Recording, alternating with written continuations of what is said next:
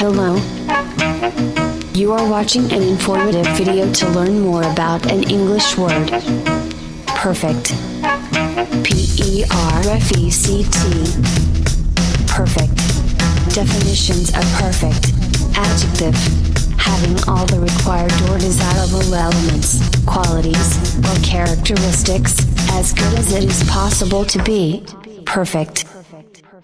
Hey, what's up? My name's Liam. My pronouns are he, him, and his. I'm here with the fantastic DW. What up, y'all? My pronouns are they, them, theirs. And Liam and I have been kicking it since elementary school. Way back. You are listening to What's Really Perfect podcast. And on this podcast, we're going to talk about transformative moments in music and the cultural impact that those moments had on our lives and our world. Our mission is to bring light to the perfect moments in music we think deserve a little more appreciation. Today, we are going to talk about a song that I think is perfect. It's Be Careful by Cardi B. So let's get into it. I'm going to pause you right there. All right. So before I mentioned I was really excited about your pronoun growth, I'm going to confuse you a little bit more. Are you ready? Okay, please do. So here's my thing. How do I feel about pronouns? Right. How do you feel? So there was one point in my life where I really needed my life to be acknowledged, right? So my existence to be acknowledged. Meaning I needed people to understand my identity, that it wasn't binary. And when I mean binary, it wasn't male, female, but there was many dynamics. I was everything and nothing at the same time. And every time somebody didn't understand that, it kind of crushed me a little bit. And I got into this dispute. I would say it wasn't really a dispute. I was in ceremony with an elder, and we were sharing stories, and they kept referring to me by what they thought I was, which was she, her. And it just really crushed me to my core, because I was saying that doesn't bring joy for me, and it doesn't light me up. And what would light me up is if you refer to me as something outside of that, because that's how I identify. Okay. And what happened is this onslaught of people being like, defend, like, you should really, to this elder, like, come on, man, you got to be with this. If somebody's asking you to say what their name is the way that they need it to be said, that's something you should be willing to do. So there was this big moment for 4 days where we were having this whole conversation about how I wanted to be seen as a person. And then by the time we got to the end of it, there were a couple things I thought. One, I didn't have that much love in my life. So at the moment, it was really important for me to be seen a certain way, the way that brought me joy, right? And also in general, whether or not I had love, if I asked somebody to see me a certain way, my expectation is that if you want me to have joy in this life, in this conversation, then this would be easy for you to stumble a little bit, but while you're stumbling, me knowing that you're making an effort, right? So that was one thought. Another thought is culturally we come from different places, right? So this person was saying something to me. They came from a maternal culture, like a matriarchal culture. So great honor to say sister, which I understood, but it brought perspective to my life. Then I also understood what family was, because I had known up to that point people loved me conveniently. And because they loved me conveniently, I didn't really know what love was. Do you know what I mean by that? Because love is supposed to be unconditional. Right. So I love you if. I got it. I'll love you when.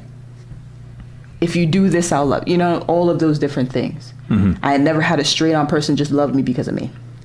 And what happened in this ceremony is that I started to develop relationships with people that were just like, I see you. And even though I mess up your pronouns or whatever you need, I still see you. And that became so important to me that I then began to forget about the pronouns because people just saw me. Yeah. And that's what I needed. So the reason why I'm saying this is because I think there's a lot of conversations about being politically correct. And what I appreciate are conversations that allow people to be in the room the way as they are. So for me to say I'm proud of you for recognizing pronouns, because some people need that. right? They need the recognition of, I see you as more than what this construct of gender is. And for me, for people who matter to me in my life, they acknowledge that. And for people who are not willing to do that, then you don't need to be in my life. Where's the line drawn? So like, as somebody where this type of vernacular isn't natural to me, right? I spent my whole life kind of conditioned a certain way, much like you to a certain point. How do you draw the line between someone is trying and maybe repeatedly making mistakes versus you feel like someone isn't trying hard enough? How do you tell? Because as someone who makes mistakes with this stuff, sometimes I can walk away from a conversation with somebody feeling like, oh crap, I think I screwed that up. And did I offend that person? Well, what I'm starting to notice as I travel in the world and I build relationships is that as human beings, we are trained on something. So we're indoctrinated into certain ways, specifically me being indoctrinated into whiteness and white culture. And knowing that comes with very penal type of code, like for or against, good, bad, male, female. And so with that, I spent my whole life understanding that is very binary. And then to ask somebody to be like, the world is in color. It's not in black and white. And they've only seen the world as black as white. For me, I learned to not hold expectation. Okay. And also to sit with my shit. Because there may be things that are happening in my life, like my shit, that I'm putting on somebody else. Because they're not meeting something that I need. And when I was saying like, I didn't have love, so it hurt me so much more. But when I started to know love, whether that person saw me for what I needed them to see, it didn't matter to me as much. But what I knew, the decision I needed to make was, you will be in my life in a certain way. Like people who can't see me for who I am will never be as close as you think we are. Like never. But I know that because I'm doing my own work. Right? So I think when it comes to other people, I'm not gonna be like, yo, you gotta get it right, you gotta get this. Yeah. So if somebody is making an attempt and someone is not, I think it's in a nuance. Yeah. You know?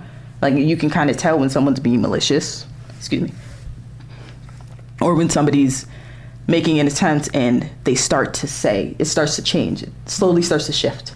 Right? Like even with our conversations, even me being known as Dion growing up and then shifting to DW, that felt more comfortable for me. That's actually been the toughest thing for me to adjust. But you did it. Yeah. I'm sure I still make mistakes. But you see the difference though? You're doing it. Yeah. And I don't have to correct you. I didn't even have to tell you. Like, I think maybe once we had the conversation. Yep. But our relationship mattered to you enough for you to be like, all right, I'm honoring that. Yeah. And that's what I mean when I talk about pronouns. Is like, how can we honor people where they are, knowing that they could change any day and that doesn't matter. And I think people are like, wait, but yesterday you were this, you were that. That's the idea too. Yep. When we live in constructs, we think in constructs. So you only think with rigidity, knowing that what if we thought without all that rigidity and we were able to just be with people the way they need in the moment. Got it. So I had to go there. You know, there's part for me trying to get used to it, which is a challenge that I think just practice, repetition, you get better at kind of it feeling second nature. What's tough for me at this point also is sometimes if I hear someone referred to as they and them, I go to like a plural group of people and it like I have to, oh, wait, that's a single person that they're referring to. All right, so this example is really great. Yo, them over there, that person over there at the bus stop. Yeah, them? You don't know who they are. Who's that? Oh, I never seen them before. I just did they, them, that. Who is all of those things without saying she or her. Or and it's he, him, him. easier to, and I can discern what you're trying to say. Exactly. Got it. So when I mean it's not black or white, it's a matter of how do I just shift the way that I see the world. Yeah. I had a thing at a previous job that I had where someone went from she and her to him and he, right? Transition this way. And my old work setting was a very like macho type atmosphere. And the breakdown of people identifying in certain genders is 90% men, 10% women. It was very male dominated workplace.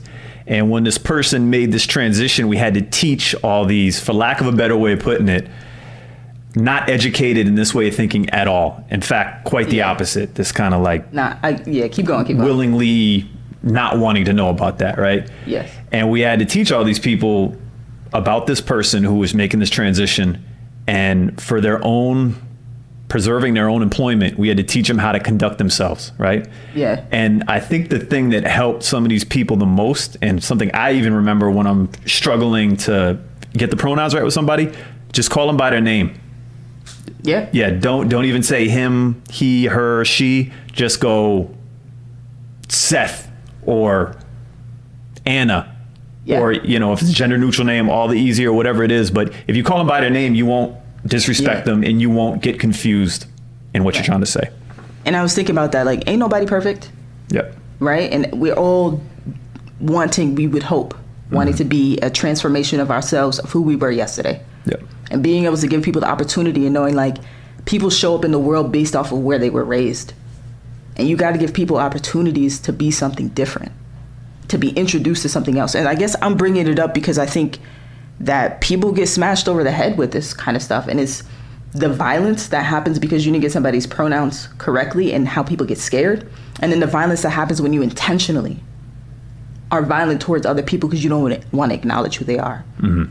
And how do we disperse that kind of harm? Yeah. So I'm just bringing it up because I think it comes up a lot. And actually, even off of our podcast, like the Chica one, I got some questions based off of, like, how do I do this? But just saying, like, hey, if people are expecting you to be exact, maybe those are the people you don't want to chill with. You want people who are going to be able to create space for you to grow. Yeah. Anyway. Okay. Get into this. Today, we're talking about, what was it again? Cardi B and the song Be Careful. So I'll start off and just kind of bring everyone back to 2018. Wasn't that long ago, but it was pre-pandemic, so it was a long time ago. In our hearts and everything, this is a whole different time and place and in the world. A lot of aging. Yep. So the biggest things in 2018, in certain regards, like, life was simpler then. We didn't have to wear masks when we went to there, or, you know, stay 6 feet apart from everybody. But Donald Trump was in full swing. 2000. Yeah, or was he ever? People got a lot of. It was exhausting. I don't want to go there because we've talked about this before. Yeah. You know, but keep going. Donald Trump's in full swing. 2018 really avocado toast. Huh? The really polarizing figure, by the way. Totally. The most in a certain regard. Avocado toast was hitting white people. It took us by storm. It was like we finally saw the light and we couldn't get enough of it. We were paying top dollar for something that I think you can make at home for like $3.18. We were paying like $21. Yeah. Wait. Okay. Go ahead. I'm a white guy. I'm very happy for white people because avocado is awesome. And I had kind of peripheral exposure my whole life growing up. It was nice to see it finally get its due by white people because white people are missing out. It's healthy. It's filling. Yeah. There's a lot of good things about avocado. When I tell you about this person online called the Black Nutritionist, it's going to fuck your life up. Okay. Because what this person did is they literally flipped my life around. Shout out to the Black Nutritionist, by the way. Okay. On Instagram. Because they started to tell me about colonized foods. Mm-hmm. Like, avocado's popping right now. Yeah. But before it was a fatty food. But now it's popping. But think about the cultural context. Mm-hmm. So, like, for instance, I know I'm just bringing it in. I'm bringing it in. You're having a joyful moment. I'm like, fuck your moment. So the idea that something gets priced up because a white person likes it, mm-hmm. when knowing that's culturally like plantains, right? Yeah. This is something that a Black nutritionist was saying. Watch your plantains because the price is going up because they're becoming like avocado toast. We've gentrified food. I guess that's kind of true. I was thinking about that when you were like avocado toast. It's funny because avocado is cheap. You go to the supermarket, it's cheap. It's cheap. Again, growing up, my experiences with avocado, I was around Puerto Ricans, and it's like, you know, inexpensive food that you can kind of whip together and just tastes good. And then it was like premium breakfast item in like the East Village at a brunch spot for $21 with mimosa and. Damn. Oh, I seen it for $21. I really did. But that's not happening. Also, the price of avocados went up after Trump, though. And in Mexico, they're making money on it. So, okay, tangent, real quick. I watched a documentary. Avocados, a lot of them come from Mexico. At first, drug cartels were using avocado farms to launder money, right? Oh. But then avocado became such a boom in business that the avocado farmers started fighting back against the cartels. Oh. And they would actually hire armed security at these avocado farms to keep the cartel at bay because they were making money.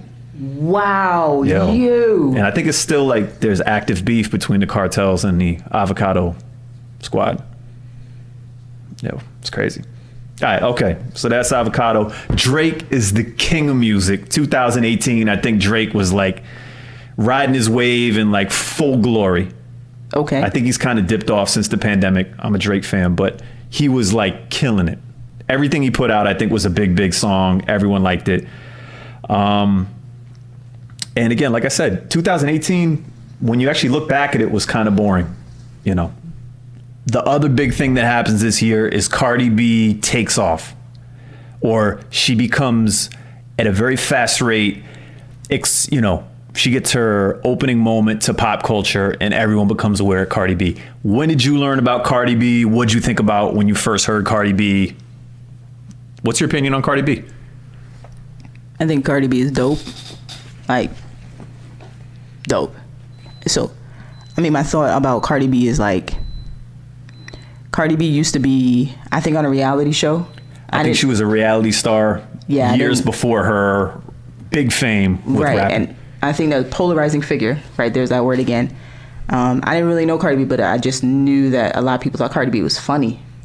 And then I didn't know, and then Bodak Yellow came out, and I was like, yo, this is fly right here. Huge song. Fly. And I'm like, I'm feeling this person, and I started to just, what I love about this person, they remind me of like, I grew up in the suburbs, but then also growing up in a city setting and like having those moments there. Cardi B speaks to my heart. Mm-hmm. Like Mary J. Blige speaks to my heart. Yeah. Of, I could tell you know what's really popping. Mm-hmm. Like if we went down the street in the hood and all the lights were off, you know what time it is. Yeah. And that's the heart of who I am. Yeah.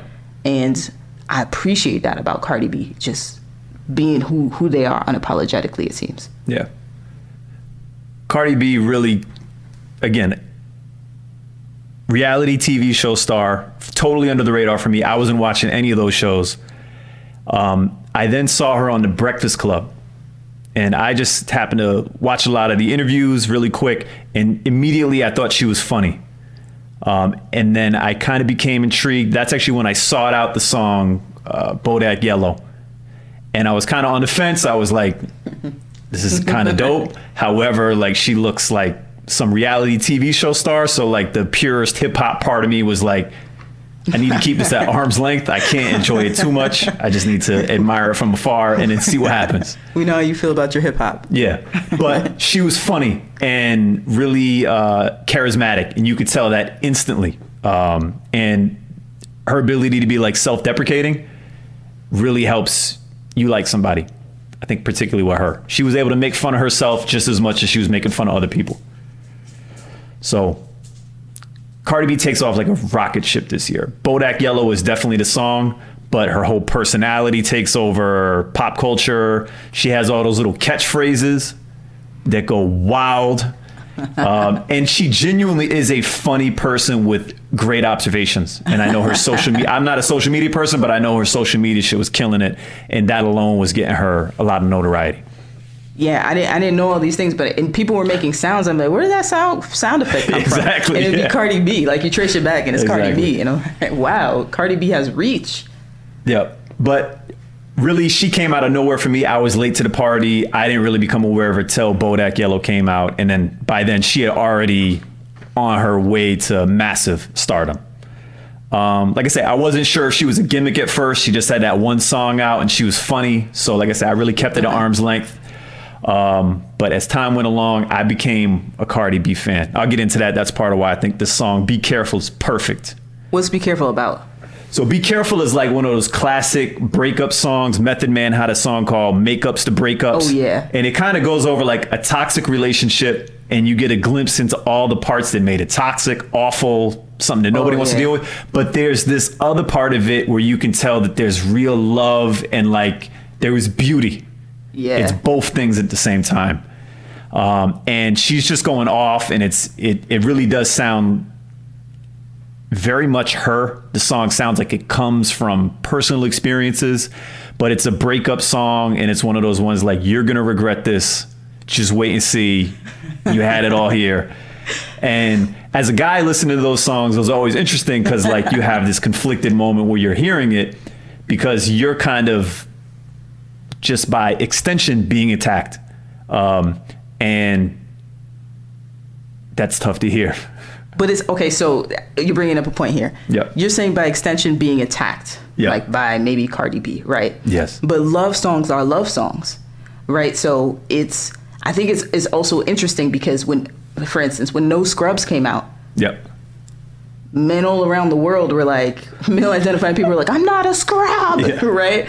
And they went so far as to be like, no pigeons. Like there was a that song was killing it. Sporty Thieves made No Pigeons, a contrast to No Scrubs, but it wasn't even about you. Like y'all were all like, you're taking it personally. Yeah, and they were stating something about someone they had an interaction with that wasn't you. Yeah. You know, I have people coming up to me in high school and they were saying to me, I'm not a scrub. I was like, so why are you upset then? Yeah. Why are you upset? So I'm saying that because you hearing Cardi B's song, you're saying like attack against you, but basically saying all love songs are about somebody. Yeah. And anyway, so I thought that was interesting. Yeah. But you kind of know how guilty you are of certain past discretions, how much you are offended when someone says something, right? It's like, right. If you were totally innocent, that should have just gone right past you. But if it stinks, then you need to do some self-reflection. Self-reflection. Liam, you need to do some self-reflection, man. Got it.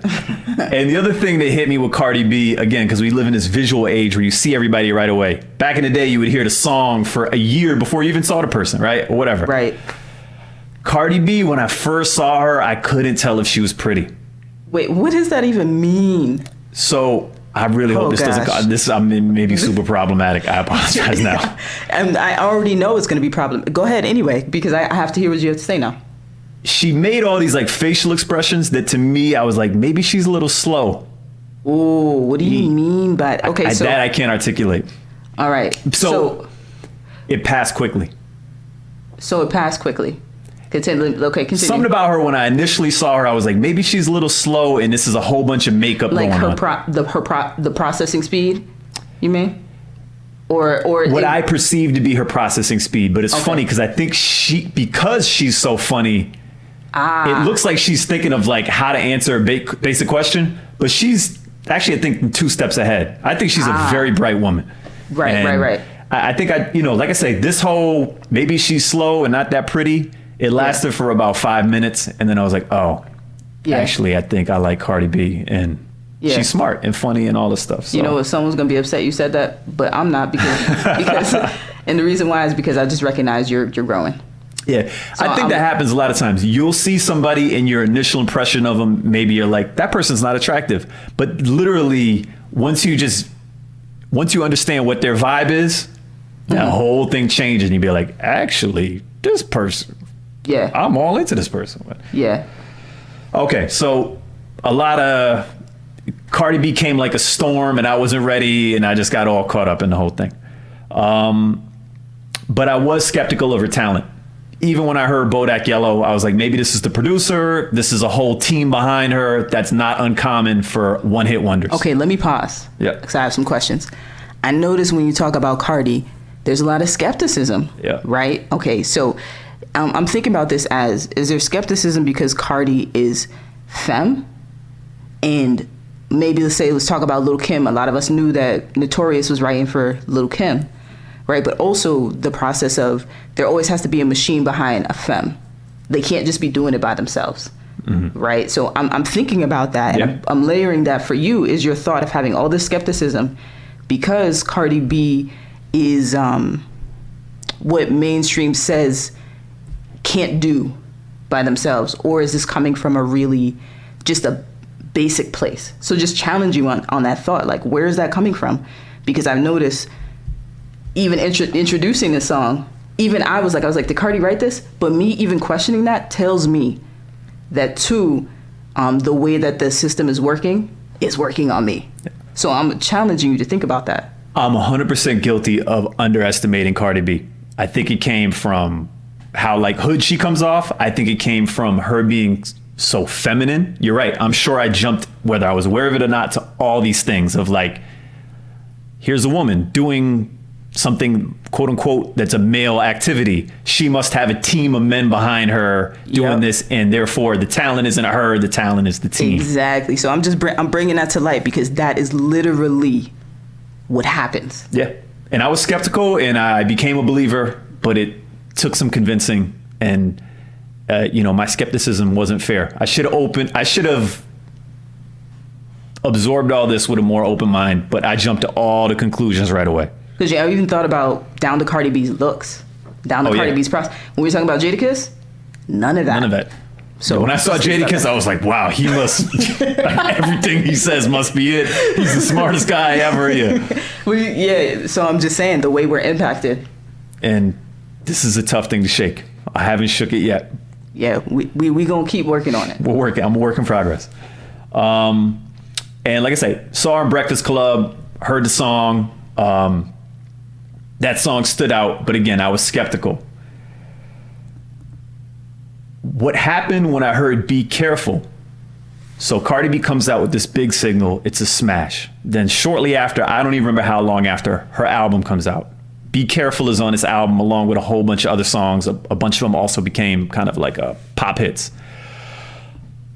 I have Spotify, so I just stream a lot of music when it's brand new and I'm even slightly intrigued by artists. I go down the rabbit hole.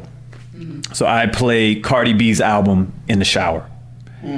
And again, I'm skeptical, but I didn't say this out loud back then, but that album was fucking dope. I thought the shit was dope. I thought she was going off. I was a fan secretly to myself. I would blast that shit in my car. I would play it when I took showers, but I would always turn the volume down when I came up to like a stoplight and it was like some guy like, I couldn't be seen bumping it, but I was fucking with it heavy. Is this by association again?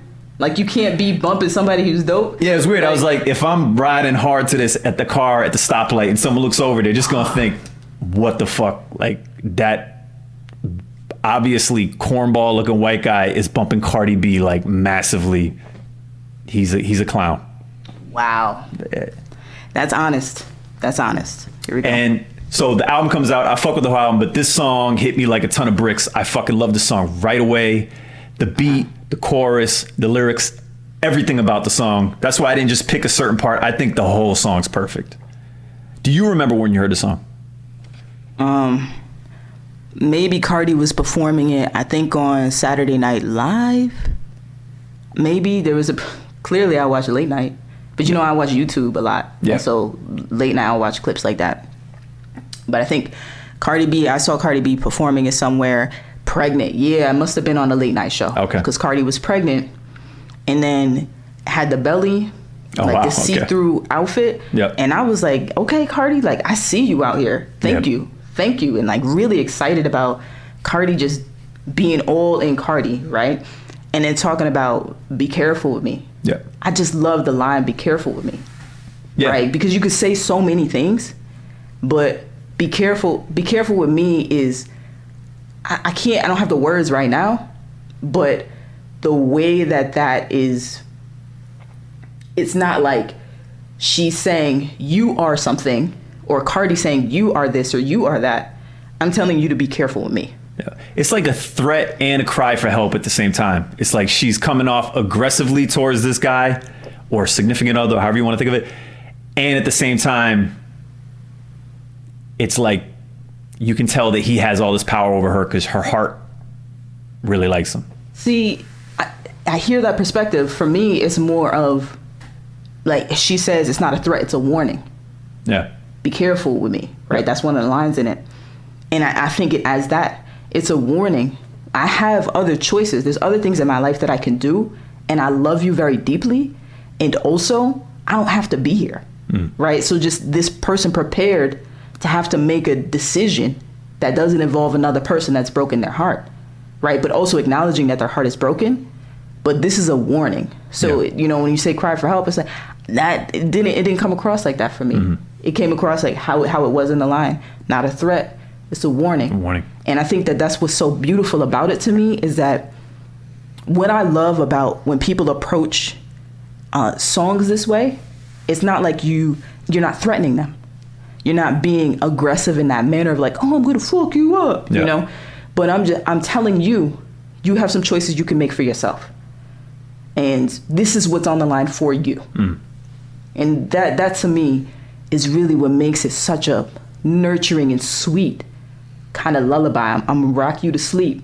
It lets you know you better get this together, homie. Yep. And you're right. The song's mellow. It's not amped up at all. The beat's mellow. The chorus is this kind of like sing-songy chorus, and even her delivery is pretty mellow, and she like amps her voice up in certain like bars, but that just makes that bar stand out. And it makes it sound like everything she's coming through is sincere. Like this is not like just her spewing some stuff off to have a song that's the breakup song. It's like, this is like almost like a heartfelt, this one just came out of her heart and she couldn't hold it back. Do you mind if I add some things to this? Go ahead, yeah. On an artistic level, what I noticed about when Cardi B first came out is that their words, their diction wasn't as strong. And as they progressed, I remember hearing a song, I think hearing Bodak Yellow, and then someone else might have been playing this album. I don't know how far of a stretch it was, but when I heard this, I was like, is that Cardi B? It almost didn't feel like the same person to me, because I was, wow, yo, I'm sitting here, their diction is like leaps and bounds. Oh my goodness, this is incredible. And the person's looking at me like, what you talking about? I'm just bumping music. Why you gotta be all deep? Fucking up the vibe. But, you killing the vibe. Like, people trying to listen to Cardi right now. But what I think about Cardi is I love the way Cardi is able to embody all of those moments of Cardi in a song. And sometimes there'll be really wordy lines, but the way Cardi says it, you know, even this is not an example of what I would say a wordy line, having a lot of words, it's, ands, buts, you know, those kind of things. I don't know what they're called in English language or whatever, but about liking pictures, not returning texts. Yeah. You know what the line saying? Yeah. It says text, but Cardi says Texas. Yeah. And so me, that is, yo, it's so perfect. It's so perfect because in that one, you might want to talk about that. I don't know if that was on your list. No, go ahead. You steal any thunder you want to steal. In that one piece, it told me everything about who Cardi was. Like, I'm saying something straight up to you, and also I'm serious about it, and I'm gonna speak it in my native tongue. Like that's how, you know, I'm like being really bold, and that to me it made the song magnificent. Yeah. And I think it comes off sincere because Texas, right? If someone else just specifically wrote it and her heart wasn't in it, she would just be reading the script and it would be obvious. Yeah. But it's like real Cardi came out. First of all, I don't think she can hold real Cardi back. I think real Cardi comes out no matter what. However, it just became very evident listening to the song. It's like this came from a real place in her heart, real experiences. And I think that people think that you can just conjure that. Right, it's something that you can conjure a visceral presence on a mic, right? So having this in-body experience, but it takes practice. It takes somebody who has a real talent to be able to. And I think maybe that's what it is about Cardi B that I love so much, which is the same thing that I love about Mary, is that you embody this. There's this really deep rooted talent that's raw, and you embody that, and you move into it, and that to me is, whenever I hear a Cardi song, I'm rooting for Cardi. Yeah. Another side note, we're talking about kind of the artistry of the song. One thing that's interesting is I was getting ready for the podcast, I researched. So if you look at the credits for writing the song, this song samples a Lauryn Hill song, The X Factor. Ooh. So Lauryn Hill is credited as a writer on the song. Oh, wow. The X Factor, Lauryn Hill song, sampled from Wu-Tang Clan. So Wu-Tang is also credited on this Cardi B song. Wu-Tang sampled R&B old school soul singers who are also included on it. So when you look at it, you see Cardi B, writer, a couple of, I'm sure, her collaborators who are part of the writing of the song. But then you see Lauryn Hill, Wu-Tang Clan, and some old school soul people, which I thought was really cool. It is that kind of speaks to the heart of like hip hop and the sampling, right? Like all the way from scratch. Yeah, and it's amazing how this original idea from a long, long time ago, like the game of telephone, like it just kind of kept getting a new version of it to the point where there's this modern day song, and the original song in some way kind of lives on vicariously through all this other stuff. But, that's fly. Do you know what album this was? This was her first one, something about privacy, or is her first song. It was when Bodak Yellow came out. This was one of the follow-up singles. So it wasn't that far apart? No, it wasn't that far apart. I don't know what I was talking about with diction, but I'm telling you, it's real for me. No, but I do agree with you. When I heard this song, it just showed kind of a different side and impressed me a lot. So other reasons why I think this song is perfect. Hearing this song made me wish Cardi B was my girlfriend. I wish I had a girl care that much about me. As toxic relationships are, there is an element that I think appeals to all of us. Yeah. It ain't a good element, but when someone cares that much about you, it makes you feel good, feel wanted. Again, that's complicated because there's toxic stuff ain't good. No one wants a long-term toxic. Some people do, I guess, but I don't want a long-term toxic relationship. Right. But you could tell that she really loved him because it wasn't just like, fuck you, get out of my life, I never want to see you again. It's like, fuck you, get out of my life, I love you. Don't go. And I wanted Cardi as my girlfriend, and for a song to do that, that means something. Yo, there's another line in here, and I was wanting to, what was it? Oh man, there's a part because you wanted Cardi to be your companion, right? And I was thinking to myself, this guess you acting out now because you got an audience, right? That was the line. But I think this person knows you so well, they know so much about you that they know that you're not being yourself when you're not being yourself. And also the idea of I too am rooted for like, hell yeah, I would want to be with Cardi because Cardi's reading me in a whole song right now. You know, Cardi's telling me about myself. I would want to be with that kind of person. And then Cardi goes, she don't even know your middle name. Watch her because she might steal your chain. Yeah. Whew.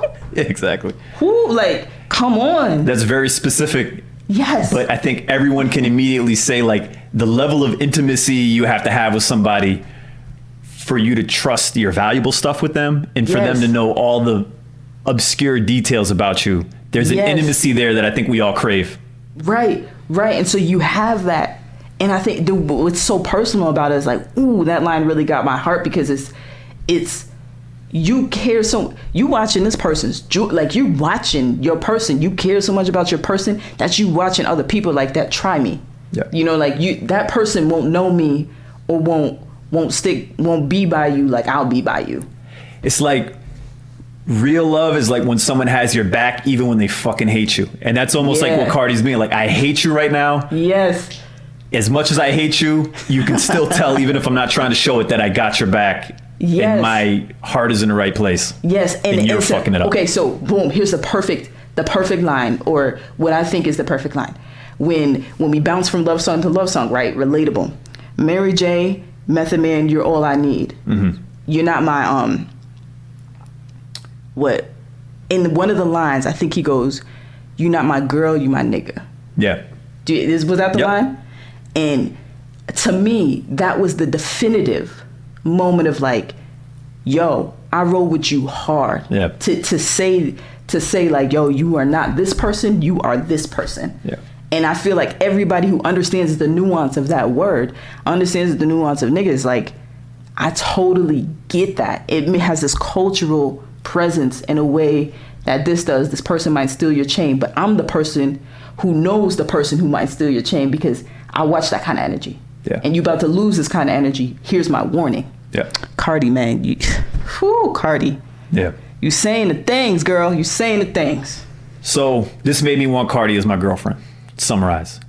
However, listening to this song, I also did a lot of self-reflection because she's talking about this terrible boyfriend, this toxic experience that she had. And in my past life, I had some fuckboy moments that when you're the fuckboy, you never fully face those moments. You just kind of like breeze past them and like push them to the back of, you know, your experiences. But hearing this song made me really have to think about it. And some of her details hit so close to home that it was like, oh man, I need to think about how the other person felt during this stuff. See? And you can lie to yourself that you're not a fuckboy or you haven't been fuckboy in previous moments.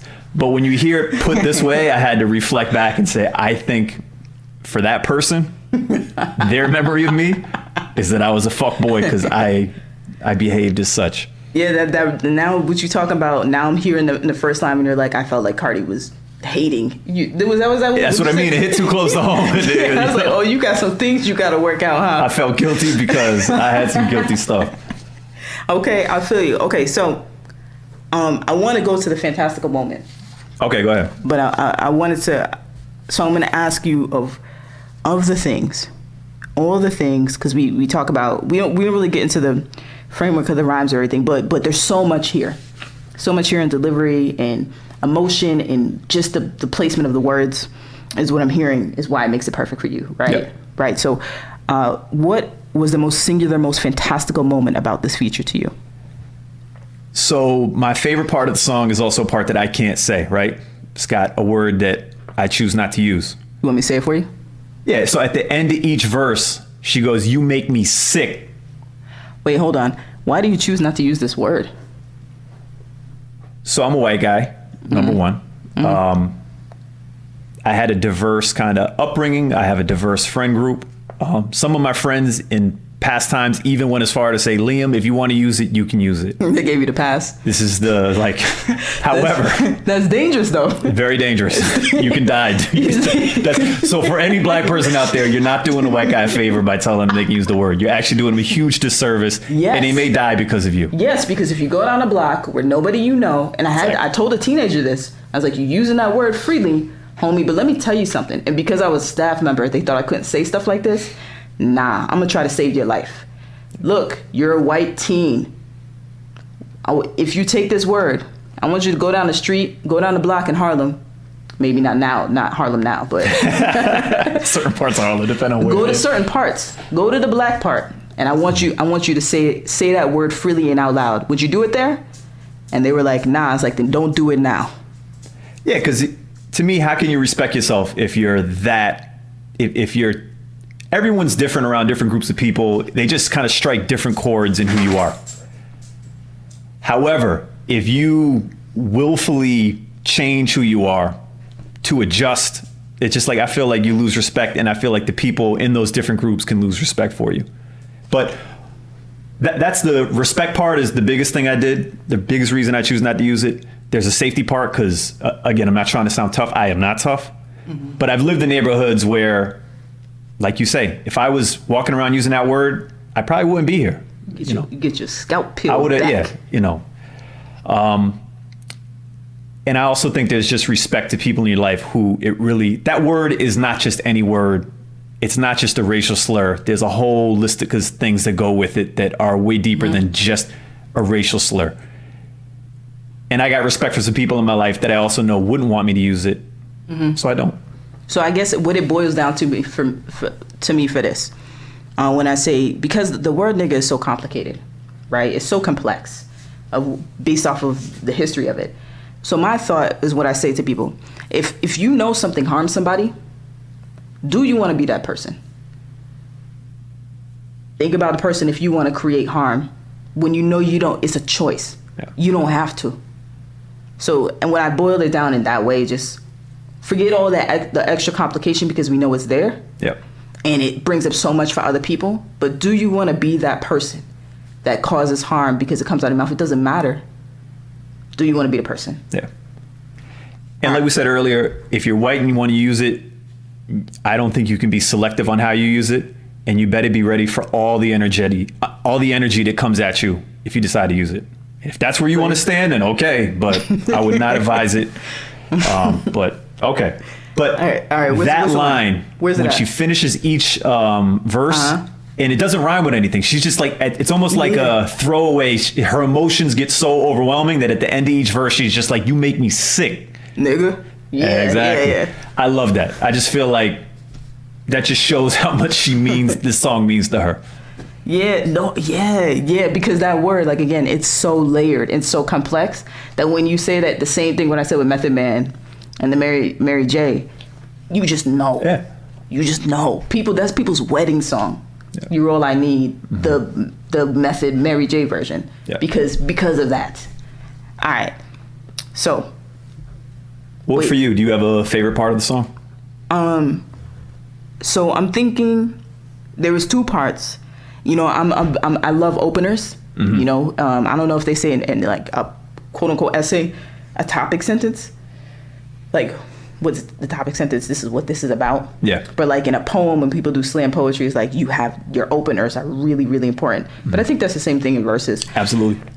You open. I want to get married like the Curry, Steph, and Aisha shit, but more like Belly, Tommy, and Keisha shit. Right. Okay. So. I love that. I love those bars right there. Right. But my thought, okay, so I haven't seen Belly in a minute. Yeah. So I don't know what Tommy and Keisha shit was. I don't remember. It was toxic. But I'm imagining it's toxic.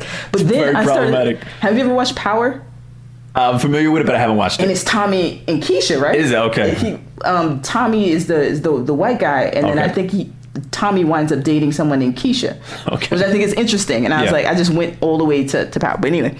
Yeah, so that was the line, but then the one hands down is about liking pictures, not returning my texts. It's supposed to be text, but just the way, and I this was the same thing with the J to Kiss, the J to the moi. Yeah, that putting your own stamp on it. Yeah, I just love that. And I love when people don't hold your hand, right? Her references are very, very specific. Yes. In other words, for you to know Steph Curry, the whole like kind of social dynamic of their like very healthy relationship in a lot of regards, I think it's something that a lot of people aspire to. And then without even really describing Belly, Tommy, or Keisha, she just assumes you know what that means. Yes. I like that. I don't want people to hold my hand. I'm totally fine sometimes listening to a song and not knowing everything and needing to go investigate. Right, I'm sure a lot of people heard the song. Yeah. They didn't know what the hell that meant. And then they went and they learned about it. But then I was happy that I knew what that meant because I was like, oh. She's speaking to me. Yes. Yeah. Yes. I was She's not speaking to everybody. She's speaking to me. You're speaking to my heart. And I think particularly in a genre like hip hop, which is a very cultural genre, it's not just artists making music. There's a whole like foundation that goes with it. Right. I don't like when people water it down and make it accessible to everybody. I like when there's specific references that you have to genuinely have spent time in that world to know. Yeah, I mess with that. I really appreciate that. So I'm gonna go on and I'm gonna ask y'all, the audience, to share with us your perspectives. Right? How did you experience this moment in music? What was happening in your life? Do you have a juicy story to tell us? And if you want to discuss a moment in music you think is perfect, drop a line explaining why you think the moment in music is worth discussing at whatsperfectreallypodcast@gmail.com. Share your stories with us, or even you can tag us on Instagram at whatsperfectreallypodcast as well. And I'm going to take us out. Is that cool with you? That is cool with me. We invite you to take what you want from the podcast and leave what you don't, because ain't nobody perfect. Hello. You are watching an informative video to learn more about an English word. Perfect. P-E-R-F-E-C-T. Perfect. Definitions of perfect. Adjective. Having all the required or desirable elements, qualities, or characteristics, as good as it is possible to be. Perfect.